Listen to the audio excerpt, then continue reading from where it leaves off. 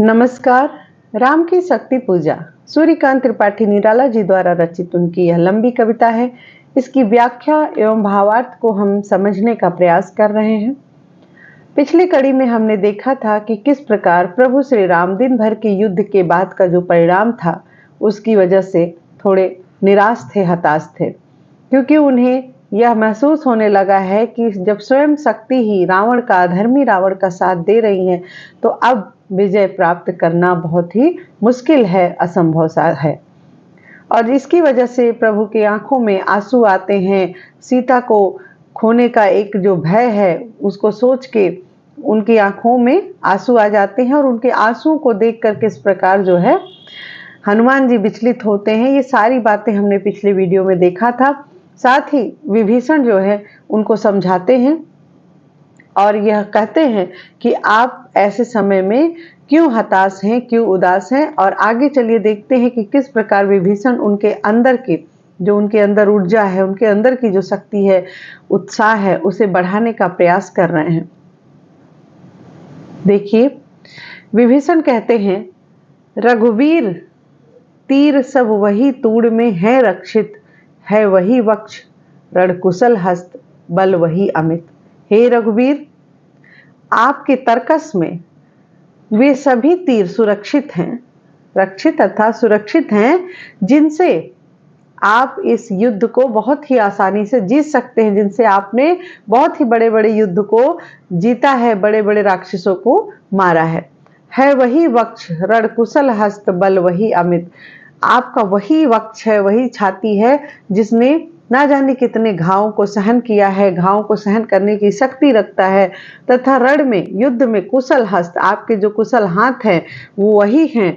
आपका बल जो कि अपार है वह भी आपके पास ही है वही सुमित्रा नंदन मेघनाद जित रण। आपके भाई लक्ष्मण, सुमित्रा नंदन लक्ष्मण भी आपके साथ हैं और वही सुमित्रा नंदन है जिन्होंने मेघनाद को जीत लिया, अर्थात मेघनाद पर विजय प्राप्त किया।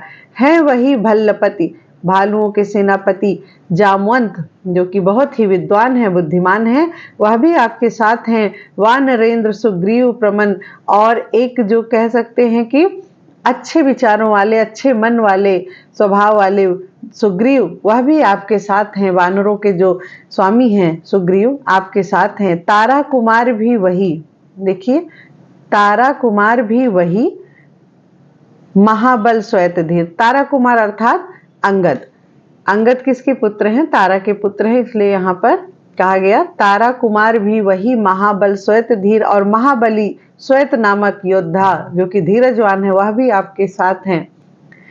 अप्रतिभट वही एक अर्बुद सम महावीर, और किसी भी परिस्थिति में हार न मानने वाला, अर्थात किसी भी युद्ध में हार न मानने वाले एक अर्बुद सम, अर्थात 10 करोड़, एक अर्बुद सम 10 करोड़ के समान, जिसके साथ, यहाँ देखिए अप्रतिभट का से क्या होगा, जिसके समान कोई दूसरा योद्धा न हो, वह एक अर्बुद सम 10 करोड़ के समान अकेले हनुमान जी आपके साथ हैं।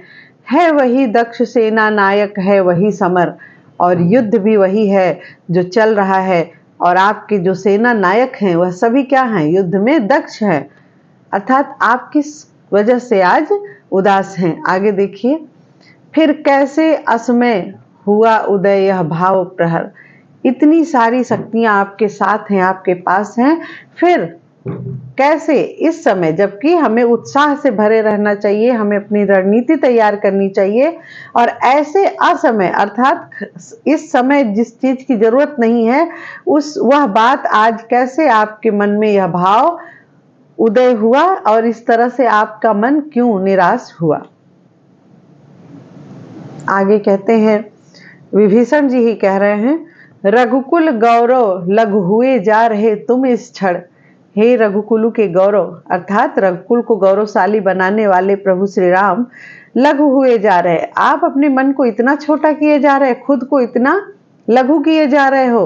तुम फेर रहे हो पीठ, हो रहा जब जय रण, और ऐसे समय पे पीछे हट रहे हो, ऐसे समय पर हार मान रहे हो जबकि हमारी जीत निश्चित दिख रही है। कितना श्रम हुआ व्यर्थ आया जब मिलन समय, तुम खींच रहे हो हस्त जानकी से निर्दय। देखिए निराला जी श्री राम के माध्यम से आम व्यक्ति की भी पीड़ा यहाँ पर बता रहे हैं।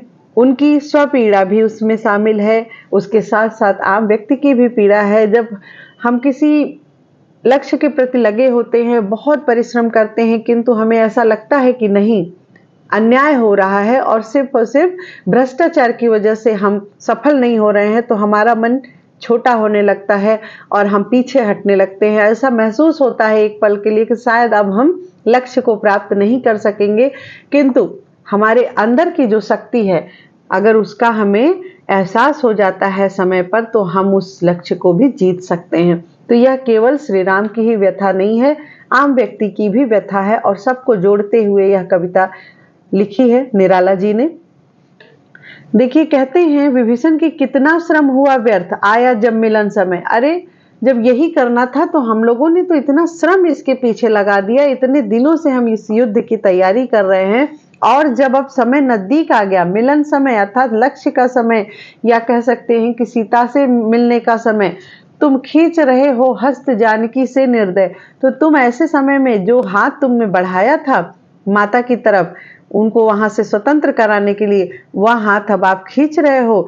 आप अपने एक तरह से कहते हैं कि आप इस तरह निर्दयी हो गए हो, निर्दयी होकर वह हाथ खींच रहे हो, यानी माँ सीता को उसी जगह पर छोड़ रहे हो।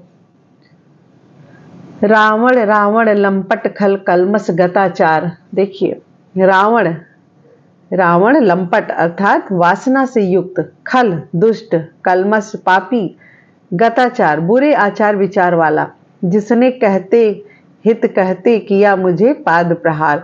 जिसको मैं समझाने गया था, जिसके हित की बात करने में उसकी सभा में गया था, और ऐसा कहते ही उसने मुझे पैर से प्रहार किया था मेरे ऊपर, अर्थात मुझे पैरों से धक्का दे दिया था। ऐसा है वह दुष्ट रावण। वह क्या करेगा? बैठा उपवन में देगा दुख सीता को फिर। वह उपवन में बैठकर तरह तरह की प्रताड़नाएं देगा सीता को, अलग अलग तरीके से उन्हें दुखी करेगा। कब? अगर आप पीछे हट जाओगे और युद्ध नहीं लड़ोगे तो। कहता रण की जय कथा पारिषद दल से घिर। और इस रण की, इस युद्ध की कथा अपने मंत्रियों से, अपने जो पारिषद, जो उनके सैनिक हैं, उनसे घिर के अपनी जय जयकार करेगा, अपनी जय कथा सुनाएगा और सीता को तरह तरह के दुख देगा यदि आपने पीछे हाथ हटा लिया तो। सुनता वसंत में उपवन में कल कूजित पिक में बना किंतु लंकापति धिक राघव धिक धिक। कहते हैं कि इस प्रकार से यह दुष्ट रावण क्या करेगा? बसंत ऋतु में, बसंत में अपने उपवन में, अपने उद्यान में बैठकर कोयल की मधुर ध्वनि सुनेगा। मैं बना किंतु लंकापति, और मुझे तो आपने वादा किया था कि मुझे आप लंकापति बनाएंगे, क्या मैं बन गया लंकापति जो आप पीछे हट रहे हैं? धिक राघव धिक धिक। आपकी ऐसे असमर्थ मन को, ऐसी निराशा को, जिसने आपको घेर रखा है, ऐसे निराशा को, असमर्थता को धिक्कार है। देखिए उनके अंदर एक उत्साह भरने का प्रयास कर रहे हैं विभीषण जी। सब सभा रही निस्तब्ध, राम के स्मित नयन, छोड़ते हुए शीतल प्रकाश देखते विमन। सारी सभा कैसी है? निस्तब्ध है, मौन है, बिल्कुल विभीषण की बातों से शांत है। राम के स्मित नयन, और राम की आंखें क्या है? भीगी हुई हैं, और ऐसा लग रहा कि उनकी जो भीगी हुई आंखें हैं उससे कुछ ठंडे ठंडे प्रकाश निकल रहे हैं, और वह उन आंखों से देखते विमन, बिना मन के ही देख रहे हैं विभीषण की तरफ। जैसे ओजस्वी शब्दों का जो था प्रभाव, उससे न इन्हें कुछ चाव न हो कोई दुराव।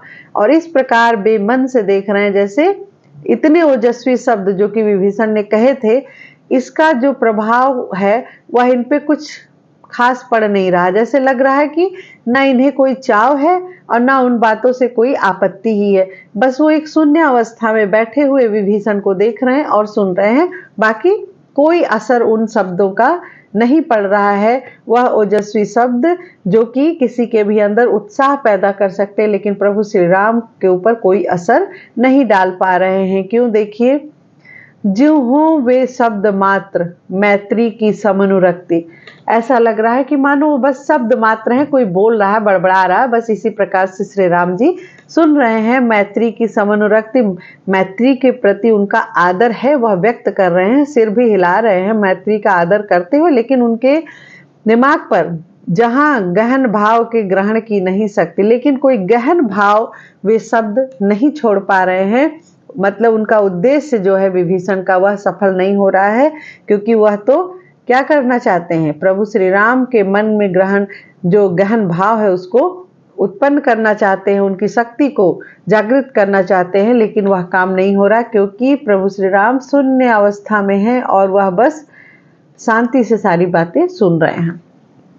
कुछ क्षण तक रहकर मौन, सहज निज कोमल स्वर, बोले रघुमणि मित्रवर, विजय होगी न समर। देखिए क्यों नहीं सुन पा रहे थे वे विभीषण की बातें, क्योंकि उनके मन में एक ही बात चल रही थी, और वह बात क्या थी, विजय होगी न समर, अर्थात हम युद्ध नहीं जीत पाएंगे। यह वो पूरी तरह से आत्मसात कर चुके हैं, समझ चुके हैं। देखिए कुछ क्षण तक रहकर मौन, कुछ क्षण वो मौन रहते हैं, विभीषण की बातें सुनते हैं, उसके बाद सहज होकर, स्वाभाविक होकर अपने स्वर में बोलते हैं, कोमल स्वर में रघुमणि बोलते हैं कि मित्रवर, विजय होगी न समर, यह जो युद्ध है वह हम विजय नहीं कर पाएंगे। क्यों? क्योंकि देखिए यह नहीं रहा नरवानर का राक्षस से रण, उतरी पा महाशक्ति रावण से आमंत्रण।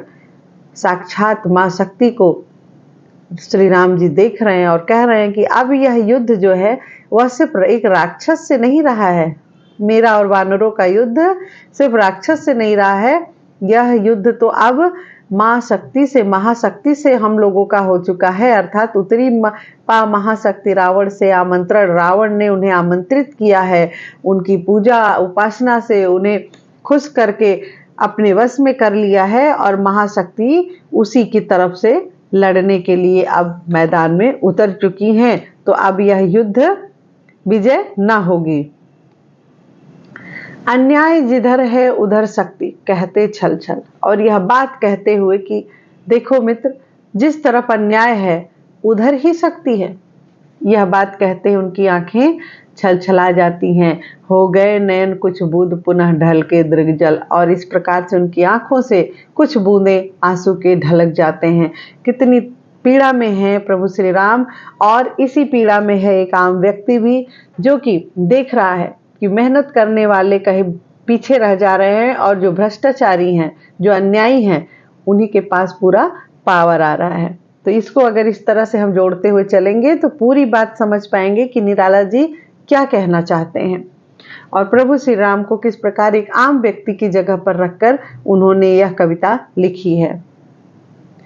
आगे कहते हैं, रुक गया कंठ चमका लक्ष्मण तेजह प्रचंड। और यह कहते कहते प्रभु श्री राम का कंठ रुक गया, अर्थात उनकी आंखों से आंसू आ गए और वह चुप हो गए। इतने में क्या होता है, लक्ष्मण का जो तेज है, उत्साह है, वह पूरी तरह से चमक उठता है, जाग उठता है, क्योंकि लक्ष्मण तो वैसे भी बहुत ज्यादा क्रोधित हो जाते हैं छोटी छोटी बातों पर। यहाँ तो उनके भाई की आंखों में आंसू आ गए हैं, वह भी किसकी वजह से, मां शक्ति की वजह से, रावण की वजह से। तो उनका क्या होता है, गुस्सा, बिल्कुल क्रोध तेज हो जाता है, प्रचंड हो जाता है। धस गया धारा में कपि गह युग पद मसक दंड। और इसी प्रकार से क्या होता, कपि अर्थात हनुमान जी, ऐसा लग रहा है कि जैसे लज्जा के कारण धारा में धस गए हों, क्योंकि उनके रहते उनके प्रभु रो रहे हैं, और वो इतने असमर्थ हैं कि वह कुछ नहीं कर पा रहे हैं। यह सोचकर उन्हें इतना लज्जा महसूस होता है, वो अपने आप को धसा हुआ महसूस करते हैं। गह युग पद मसक दंड, और युग पद अपने पैरों के बीच में जो है, अपना जो उनका गदा है, उसका जो ऊपर का हिस्सा दंड है, उसको पकड़ के मसलते हैं, अर्थात अपनी शक्ति को पूरा जागृत करने का प्रयास करते हैं। स्थिर जामवान, जो कि जामवंत जी पूरी तरह से स्थिर हैं, हर परिस्थिति में स्थिर रहते हैं, कभी बहुत उत्तेजित नहीं होते हैं। समझते हुए जो सकल भाव, वो शांत होकर सारी परिस्थिति को ऐसा लग रहा है कि समझने का प्रयास कर रहे हैं। व्याकुल सुग्रीव हुआ उर्मे जो विषम घाव, सुग्रीव की कैसी परिस्थिति है, व्याकुल हो रहे हैं। ऐसा लग रहा है कि जैसे उनके हृदय में किसी ने बहुत भारी घाव लगा दिया हो। क्यों? क्योंकि श्री राम रो रहे हैं। निश्चित सा करते हुए विभीषण कार्यक्रम, और विभीषण ऐसा महसूस हो रहा है कि मन ही मन कुछ कार्यक्रम निश्चित कर रहे हैं कि आगे हमें करना क्या है। मौन में रहा यूं स्पंदित वातावरण विषम, और यह सब कुछ मौन अवस्था में हो रहा, कोई कुछ बोल नहीं रहा, सब अपनी अपनी जगह बैठे व्याकुल हो रहे हैं, विचलित हो रहे हैं। निज सहज रूप में संयत हो जानकी प्राण, बोले आया न समझ में यह दैवी विधान। और सहज होकर जो आंसू गिर रहे थे उन सबको संभालते हुए, अपने आप को सहज करते हुए, संयमित करते हुए, जानकी के प्राण अर्थात सीता जी के प्राण श्री राम बोलते हैं, आया न समझ में यह दैवी विधान, कि मेरी समझ में यह प्रभु का विधान नहीं आ रहा है कि रावण अधर्मरत भी अपना, मैं हुआ अपर।